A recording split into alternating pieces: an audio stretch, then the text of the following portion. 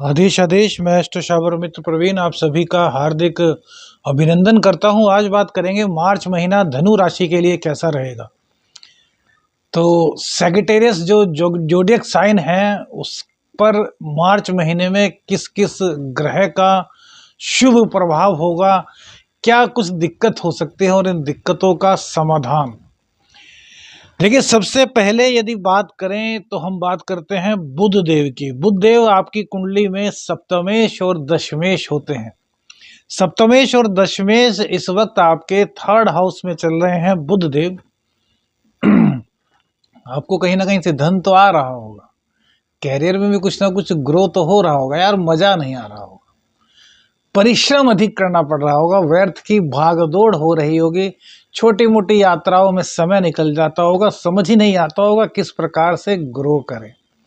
तो बुधदेव आपके लिए सौगात लेकर के आ रहे हैं। 8 मार्च में बुधदेव अपना स्थान परिवर्तन कर लेंगे, 7 तारीख में रात्रि में, और 8 तारीख में ये आपके चतुर्थ भाव में आ जाएंगे, मीन राशि में, यानी कि नीच राशि में। और किसके साथ में? राहु के साथ में। तो जड़ योग भी बनेगा और बुधदेव भी नीच के हैं।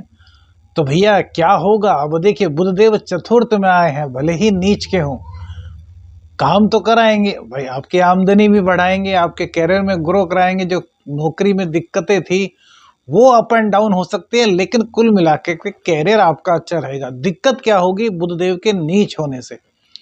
तो जब भी कोई ग्रह नीच का होता है तो वो जिस भाव से संबंधित चीजें होती हैं उनमें जो सोच है वो मीन कर देता है, मीन मेंटेलिटी कर देता है। और बुध तो है ही वाणी का कारक, नौकरी का कारक, वाणिज्य का कारक। तो इसके कारण क्या होगा? कहीं ना कहीं आपको, जो आपके पार्टनर हैं, वो आपको धोखा दे सकते हैं और आपके मन में भी उनके प्रति कुछ ऐसी बातें आ सकती हैं कि यार नहीं, ये इसने बहुत कमा लिया, अब मेरा कमाने का मौका है, लगे हाथ इसको काट देता हूँ। काट देने का मतलब इसको अलग कर देता हूँ और खुद ज़्यादा पैसा कमा लेता हूँ, ये होगा। लेकिन भैया आपको ऐसा करना नहीं, करने से बचना है। राहु चतुर्थ स्थान में बैठे हैं, राहु की दृष्टि अष्टम पर भी है और आपके दशम पर भी है। तो क्या कीजिएगा? राजनीति में तो आपको सफलता दिला रहा है, आपका स्थान परिवर्तन भी राहु करा रहा है, लेकिन यदि आप किसी के साथ इस तरह की दिक्कतें करती हैं तो राहु का प्रभाव और बढ़ जाएगा और घर में कलह की स्थिति ऐसी बन जाएगी कि आप कितना भी पैसा कमा लीजिए, आपको सुकून ही नहीं आएगा, आपको शांति ही नहीं आएगी। वाणी कहीं ना कहीं थोड़ी सी आपकी कड़वी सी होगी। वाणी कड़वी होने का मतलब यह नहीं कि आप किसी को गाली देंगे, आपकी वाणी में आप जो कहेंगे आपके दिल में कुछ और होगा, आप कहेंगे कुछ और हो सकता है शायद सामने वाला कुछ और ही समझ ले। हाँ, कुल मिलाकर के धन के अगर नजरिए से देखें तो यह गोचर बेकार नहीं है, लेकिन हमें अपने संस्कारों को जीना है, हमें अपनी वाणी को मधुर रखना है, हमें लोगों के दिल में जगह बनानी है। तो इसके लिए क्या कीजिए, 6 मिनट हरी घास पर चलना शुरू कर दीजिए नंगे पांव। बुध का नीचत्व भंग होगा और फिर देखिए कैरियर में किस प्रकार से ग्रो होगा। राहु चतुर्थ में बैठा है तो माँ की तबीयत तो आपकी खराब होगी ही, है ना कहीं आप गुप्त चीजों से भी जुड़ेंगे। अब वो गुप्त प्रेम संबंध भी हो सकते हैं, गुप्त विद्या भी हो सकती हैं, गुप्त ज्ञान भी हो सकता है, टेक्निकल शिक्षा भी होती है, लेकिन राहु कहीं ना कहीं जोड़ेगा। वहीं दशम भाव में राहु आपका एक स्टेटस अलग ही बनाएगा कि आप जो हैं उससे ज्यादा आपको राहु दिखा रहा है। और बुध देव, जब आप ये उपाय करेंगे तो बुध देव आपको और ज्यादा ऊंचाई पर पहुंचा देंगे। लेकिन राहु की नेगेटिविटी से बचने के लिए, जो घर में कलह हो रही है, जो माँ की सेहत खराब है, जो कहीं ना कहीं आपकी छाती में अचानक से दर्द सा उठ जाता है, सिरहन सी होती है, कहीं ना कहीं विदेश यात्रा आपकी होते होते रुक जाती है, बनता काम अचानक से रुक जाता है, उसके लिए रोजाना अपनी टॉयलेट को टॉयलेट क्लीनर से साफ करना शुरू कर दीजिए। फिर देखिए माँ की सेहत कैसी अच्छी होती है, घर की कलह कैसे खत्म होती है, कैरियर में किस प्रकार से ग्रोथ होती है और किस प्रकार से आपका व्यक्तित्व निखर करके सामने आता है। अब इसी दिन एक और ग्रह चेंज हो रहे हैं, शुक्रदेव आपकी कुंडली में खष्टेश होते हैं और एकादशेश भी होते हैं, अर्थात आपके लाभ भाव के स्वामी हैं। तो अभी वो कहाँ बैठे हैं? सेकंड हाउस में। तो ये आपको धन तो भैया दिलाए होंगे, आपकी जो सेविंग है उसको भी कराया होगा।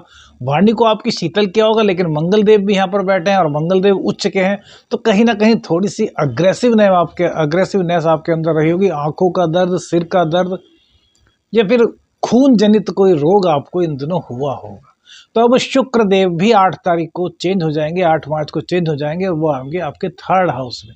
थर्ड हाउस में जब शुक्र देव आएंगे तो अपने पराक्रम के बल पर जितना कमा सकते हैं उतना कमाइए, जितना स्त्रियों का सम्मान कर सकते हैं उतना स्त्रियों का सम्मान कीजिए। और माता रानी को, माँ दुर्गा को, माँ आदिशक्ति को, कोई भी माता के स्वरूप, उनको 108 मकाने की एक माला बना करके सफ़ेद धागे में आपको माता रानी को अर्पित करनी है। मंदिर में चले जाइए, पुजारी से बोलिए कि यह माता रानी के लिए तैयार करके लाए हैं, माता रानी को कृपया ये पहना दीजिए।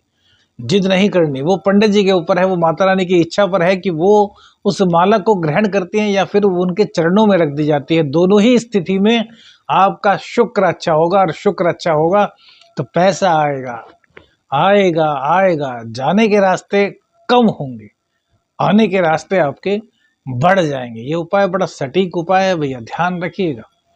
अब बात करते हैं सूर्य देव। सूर्य देव के जो है वो थर्ड हाउस में फिलहाल हैं आपके, और शुक्र देव 8 तारीख को जाएंगे। 14 से लेकर के 8 मार्च से लेकर के 14 मार्च तक सूर्य और शुक्र एक साथ रहेंगे। सूर्य और शुक्र एक साथ रहेंगे। सूर्य देव आपके नवम के स्वामी होते हैं और शुक्र देव आपके एकादश के स्वामी होते हैं। तो यह समय आपके लिए अचानक से धन कमाने का होगा। यहाँ भाग्य आपका पूरा का पूरा साथ देगा। अचानक से ही आपके कई कार्य भाग्य के बल पर बन जाएंगे। किसी स्त्री की मदद से आपको बहुत ज़्यादा लाभ हो सकता है, यदि आपकी नज़रें सही हैं, आपका चरित्र अच्छा है। चरित्र भैया खराब है तो फिर स्त्री और पुरुष दोनों के लिए कह रहे हैं भैया, एक को नहीं कह रहे। यदि कहीं खराब है तो फिर दिक्कत हो सकती है। अब सूर्य देव 15 तारीख को, 15 मार्च को राशि चेंज करके चतुर्थ भाव में आ जाएंगे राहु के साथ, बुध के साथ। तो ग्रहण दोष भी बनेगा और जड़ दोष भी बनेगा। बुध का उपाय बताया, राहु का उपाय बताया। अब सूर्य देव क्या करेंगे? सूर्य देव आपके भाग्य के मालिक हैं, आपके पिता जी के कारक हैं, आपकी आत्मा के कारक हैं। ये चतुर्थ भाव में जा रहे हैं, बहुत अच्छा है।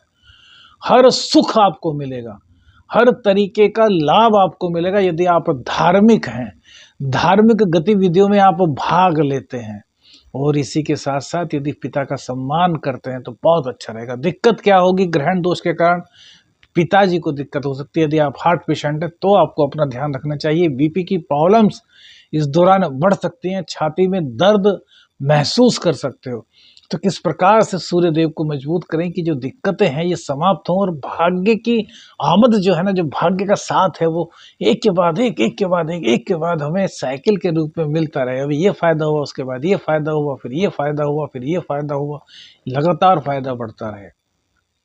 क्योंकि बुध नीच के हैं, बुधादित्य योग भी बनेगा, लेकिन बुध नीच के हैं, राहु के साथ हैं, और राहु और बुध मिलकर के जड़ योग बनाते हैं, राहु और सूर्य मिलकर के ग्रहण दोष बनाते हैं। तो सूर्य देव को रोजाना अर्घ दीजिए। किस प्रकार से? एक गिलास में थोड़ा सा गंगा जल डालिए, उसके बाद उसको पानी से भर दीजिए, उसमें थोड़ी सी रोली डालिए, फिर चावल डालिए, और उसके बाद उसमें थोड़ा सा देसी घी डालिए, और जहाँ सूर्य आपको दिखाई देते हैं बालकोनी में, छत पर, वहाँ पर चले जाइए। उस गिलास को सूर्य देव के सामने कीजिए और क्या बोलिए, 27 बार गायत्री का पाठ कीजिए। उसके बाद सूर्य देव को अर्घ प्रदान कर दीजिए। सूर्य संबंधी इतनी दिक्कतें होंगी वो समाप्त हो जाएंगी। यहाँ सूर्य दिक्कत नहीं कर रहा, सूर्य को तो हम मजबूत कर रहे हैं, सूर्य को बलि कर रहे हैं, लेकिन राहु को, जो राहु की नेगेटिविटी है उसको दूर करने के लिए टॉयलेट साफ करने वाला उपाय हमने बताया है। अब आपकी कुंडली में एक चीज और होती है, और वो सबसे ज्यादा महत्वपूर्ण है, लेकिन उस पर बहुत कम लोग, धनु राशि धनु लगन वाले ध्यान देते हैं। वो होती है चंद्रदेव। अष्टमेश हैं आपके चंद्र, गुप्त ज्ञान है आपका, आपका शैया सुख है चंद्र। तो चंद्रदेव को आपको मजबूत करना बहुत जरूरी है। तो रोजाना शिव तांडव स्तोत्र का पाठ कर सकते हैं तो कीजिए, अन्यथा मोबाइल पर, टीवी पर, जहां पर सुन सकते हैं सुनिए, और उसके बाद थोड़ा सा दूध, गंगा जल और हल्दी मिला करके भगवान शिव को अर्पित कीजिए। इससे चंद्रदेव की कृपा के साथ साथ भगवान शिव की कृपा प्राप्त होगी, और आपके सभी अनिष्ट जो भी हैं वो समाप्त होंगे। कुल मिलाकर के मार्च महीना आपके लिए बहुत गजब का है हर तरीके से। बस आपको जो उपाय बताए हैं इन उपायों को आपको करना है। इन उपायों को करने के बाद आपकी जिंदगी में चमक, उजाला, भाग्य का साथ, सौभाग्य वृद्धि, श्री वृद्धि होगी। बृहस्पति देव आपके पंचम भाव में है, जो लव को आपको बहुत मजबूत कर रहे हैं। मंगल देव 16 तारीख को चेंज होकर के 3rd हाउस में आएंगे, नवम भाव को देखेंगे।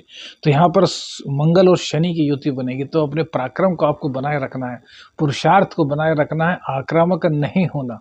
आपको क्या करना है, आपको शांत रहते हुए कार्य करना है, जल्दबाजी किसी भी चीज में नहीं करनी। इससे आपका पराक्रम भाव मजबूत होगा, वहीं भाग्य पर दृष्टि होगी तो भाग्य मजबूत होगा। गुरुदेव की कृपा तो आपको मिल ही रही है, क्योंकि गुरुदेव की दृष्टि सीधे नवम भाव पर है। प्रेम संबंध आपके बहुत अच्छे रहेंगे। यहाँ प्रेम संबंधों में किसी तरह की कोई दिक्कत नहीं है। वीडियो अच्छी लगी तो लाइक, और भैया चैनल पर नए हैं तो इसको सब्सक्राइब जरूर कीजिएगा। वीडियो को ज़्यादा से ज़्यादा शेयर कीजिए, जिससे कि और लोगों को भी लाभ मिल सके और ये उपाय पता चल सके। आदेश अलख निरंजन। हर हर महादेव।